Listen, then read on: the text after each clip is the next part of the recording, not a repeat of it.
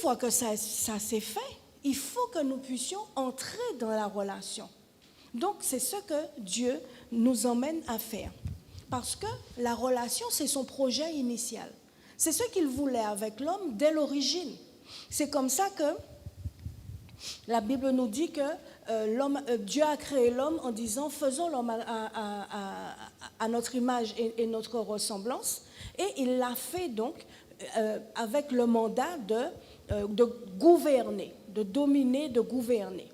Mais il voulait, lorsqu'on regarde comment, lorsque l'homme a été créé, comment cela se passait dans le jardin, chaque soir, l'Éternel descendait et venait communier avec Adam, jusqu'à ce que, malheureusement, la désobéissance soit entrée, le péché est entré, et cela a coupé, cela a rompu la communion qu'il y avait avec Dieu.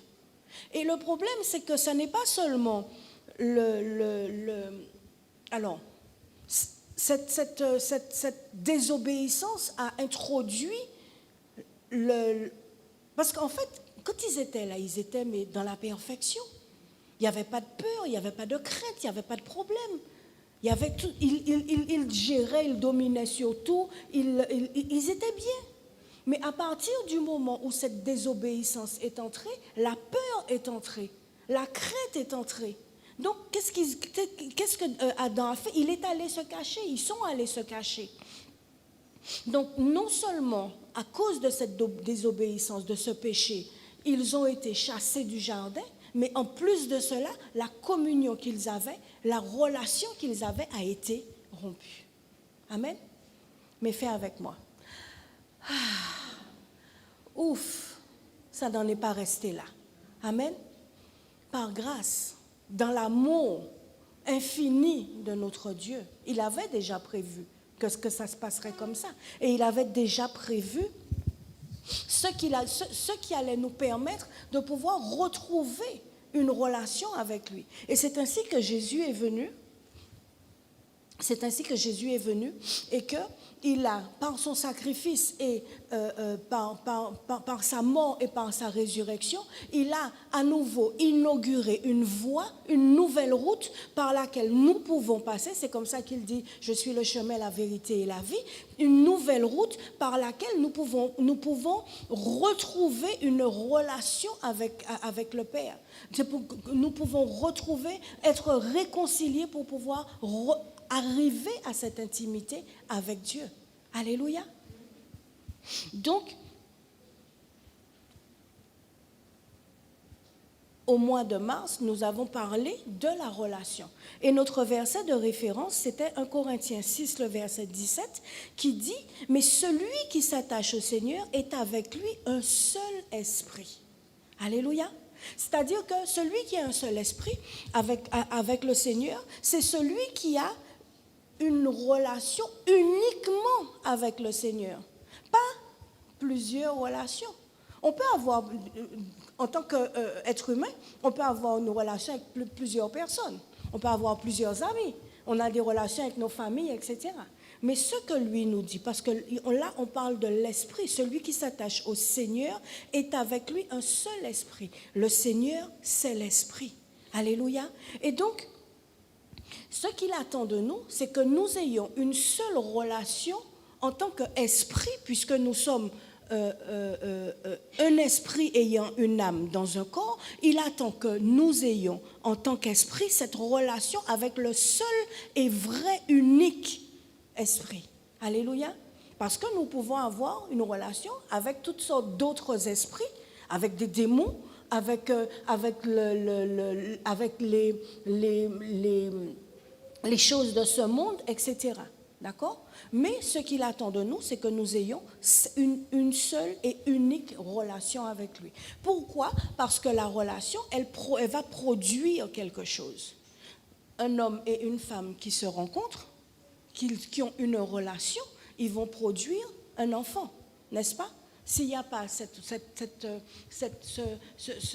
rapprochement, il ne va pas pouvoir y avoir quelque chose, un fruit qui va en sortir. Nous sommes d'accord? Amen?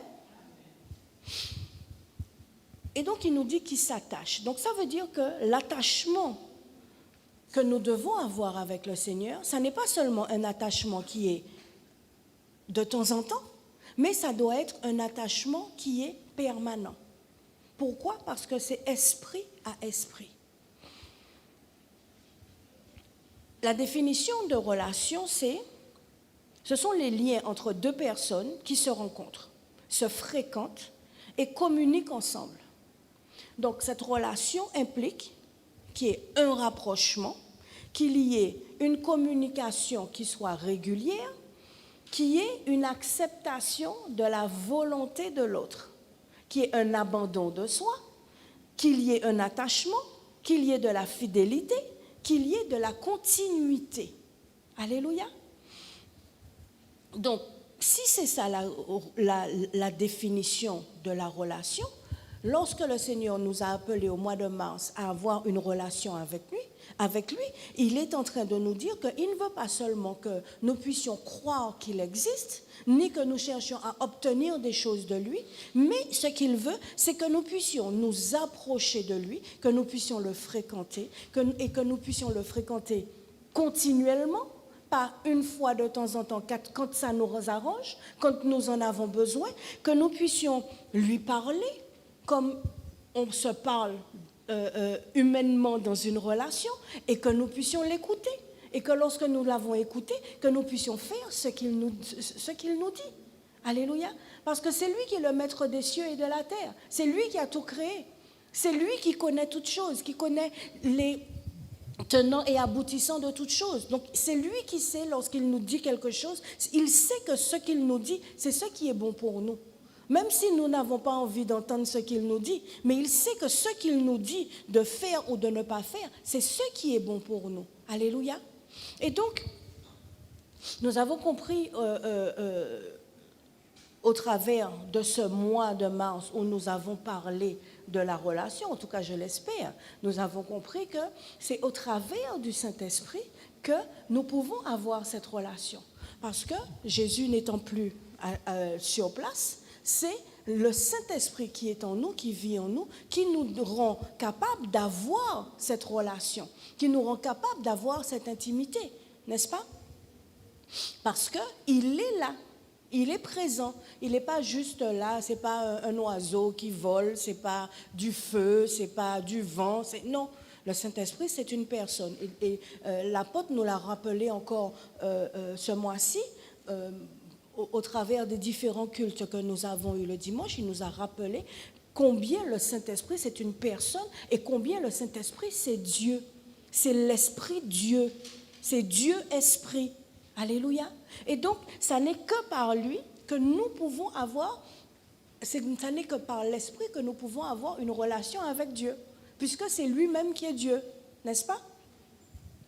Et on ne peut pas prétendre avoir une relation avec Dieu en venant ici quand ça nous arrange. C'est pas, ou bien quand il y a un événement, non.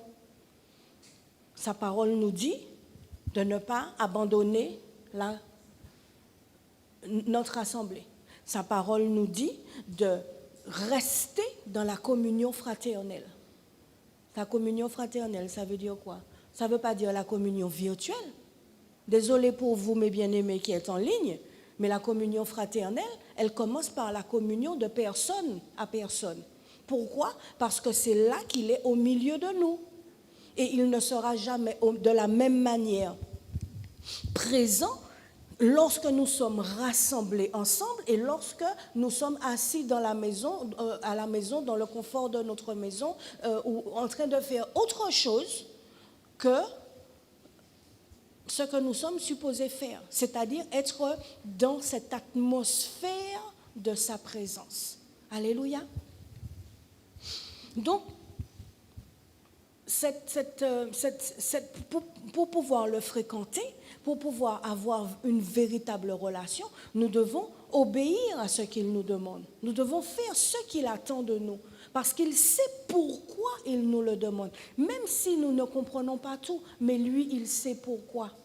Il sait peut-être que là où tu es assis chez toi, le téléphone va sonner, que quelqu'un va t'appeler pour te raconter tout et n'importe quoi, et que malheureusement, tu vas rester et puis tu vas te laisser distraire au lieu d'être fixé, focalisé sur ce que tu es en train d'entendre, sur ce que tu devais entendre et qui devait nourrir non seulement ton esprit, mais ton âme, et ainsi nourrir ton corps. Ce jour-là où il devait te parler, où il devait te donner ta solution ou ton miracle. Alléluia. Mais toi, tu auras préféré, parce que tu es fatigué, parce que tu as travaillé toute la journée, parce que ceci ou cela, tu auras préféré rester chez toi. Alléluia. Il attend de nous que nous ayons une relation qui soit continuelle. De la même manière qu'il nous dit prier sans cesse. Priez sans cesse, n'est-ce pas? Rendez grâce sans cesse, continuellement. Comment? Si on rend grâce continuellement, c'est pas justement pour que ça nous garde dans cette atmosphère. Si on prie sans cesse, c'est justement pour nous garder dans cette atmosphère. Mais quand on est tout seul chez soi, c'est pas évident. Hein? C'est compliqué. Hein? Et tu peux être pasteur, c'est compliqué. Donc la communion, elle est importante, elle est capitale pour nous. Alléluia. Et nous avons vu aussi au travers de ce mois, pendant ce mois de mars, que Dieu nous a tout donné. Il nous a déjà tout donné. Et ça se trouve dans 2 Pierre 1. Les versets 3 et 4 nous disent, comme sa divine puissance nous a donné tout, dis avec moi tout, pas à peu près, pas une partie, tout ce qui contribue à la vie et à la piété. La vie et à la piété, c'est quoi? C'est la vie que lui, il met en toi lorsque tu es dans sa présence. La piété, c'est lorsque tu obéis à ce qu'il te demande. Alléluia. De te trouver là où il te demande, à l'endroit et au moment où il te demande. Alléluia. Que tu aies envie ou que tu n'aies pas envie, mais tu le fais et tu vas le faire. Pourquoi? Tu vas le faire par amour pour lui. Amen. Tout.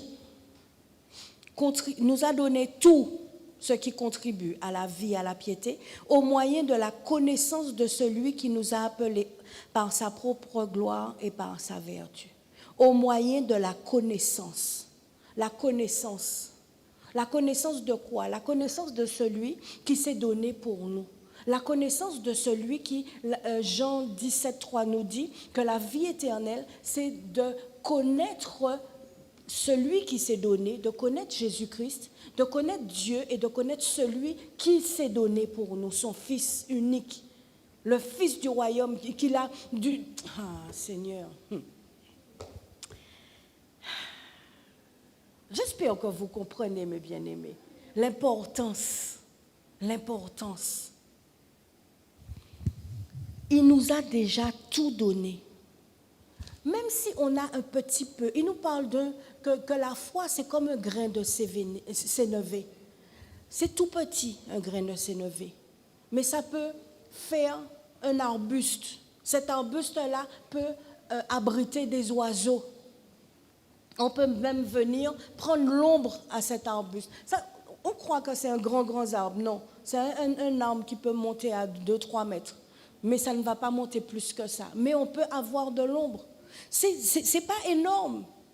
Mais la connaissance, c'est qu'au travers de cette foi, plus nous allons nous approcher de lui, plus nous allons le chercher, cette connaissance-là, de la même manière que notre foi, elle va augmenter. Plus nous allons le connaître, plus nous allons le connaître, plus nous allons chercher à le connaître. Parce que plus nous allons le connaître, plus nous aurons envie de le connaître. Plus nous aurons envie de connaître plus de lui. Alléluia. Donc, au moyen de la connaissance de celui qui nous a appelés. Il a appelé chacun de nous. Quand il nous appelle, nous avons un petit peu de foi, un petit peu de connaissance. Mais plus nous sommes là, plus nous venons, plus nous entendons, plus nous le cherchons, plus nous méditons, plus la connaissance augmente. Plus la connaissance augmente, plus la foi augmente. Alléluia. Et ainsi, plus l'obéissance doit augmenter. Amen. Lesquels nous assurent de sa part les plus grandes et les plus précieuses promesses. Alléluia. les plus grandes et les plus précieuses promesses. Il nous a donné sa divine puissance pour que nous puissions le chercher sans cesse.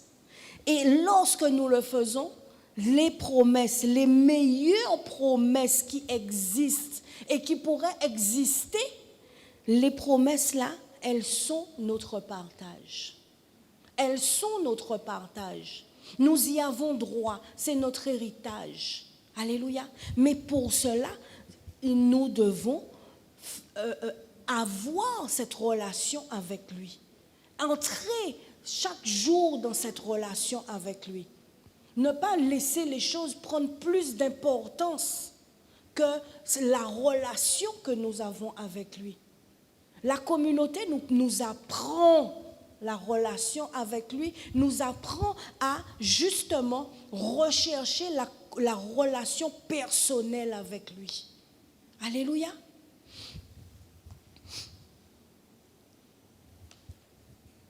C'est un peu ce que nous avons vu et ce que l'apôtre nous a partagé lors du culte du 1er mars. 1er mars, d'accord? C'était le culte introductif du mois de mars sur la relation. Aujourd'hui, nous sommes le 24 juillet. Nous sommes le 24 juillet. Il y a 4 mois qui sont passés. Parce que le 24, c'est la fin du mois. Hein. Il reste quelques jours, une semaine. Entre le 1er mars et puis le 24 juillet, où est-ce que nous en sommes? Où en sommes-nous de la relation?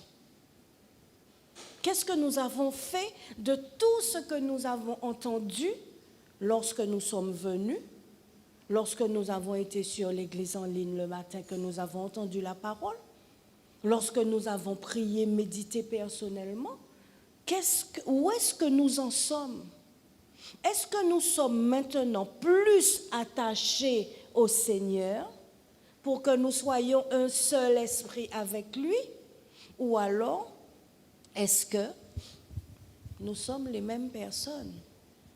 Quel est le degré de progression de cette relation que nous avons eue?